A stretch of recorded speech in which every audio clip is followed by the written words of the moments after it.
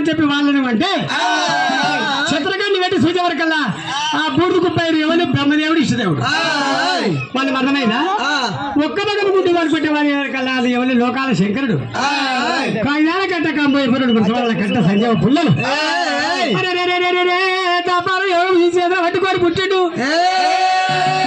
లోకాల శంకర నన్ను కూడా లగ్గ మారుతా వాళ్ళదని కూడా బదిమిచ్చిన బదిమితే తల్లి నేను పుట్టముడికి నాది పోలే నన్ను గన్నముడికి నీది పోలే నీ మునిగా నీళ్ళలో పోయి తారం చేసి రాపో నేను లగ్గ మారుతాడు లగ్గ మారుతాంటే కదా లగ్గ మీద లగ్గలు పుట్టి నేను పోతుంటే నా మునిగా నీళ్ళు అత్తనే నా కాగితాల కట్ట నా కలవదారి పుల్ల సంజీవ పుల్లు మాయ వలలన్నీ శంకరుడు తలవించుకొని నొట్ట చిత్రకాన్ని పెట్టుకోండి చిత్రకాన్ని పెట్టుకోగా నా తలమునిగా నీళ్ళు ఎత్తే తానం చేసి ఉరికెత్తానే ఉన్నా ఉరికెత్తినప్పుడు చిత్రకాన్ని పెట్టి చూసి నన్ను చిత్రకాన్ని పెట్టి శంకరుడు చూసినప్పుడు వారి పక్కుమని పసిపోయి ఆయన కుప్ప ఊళ్ళ బూడిద కుప్పాయి కూరేటప్పుడు ఏమన్నా శంకరాన్ని మరణం చేసినట్టు కాదు నీకంటే మన 4 గుట్టలు వారి ఇద్దరు అన్నలు బ్రహ్మ ఇష్టు వాళ్ళ 2 బూడిద కుప్పలై కూలినాయి మొదలు వాళ్ళని లేపుకో వాళ్ళని లేపుకుంటే నా యొక్క బూడి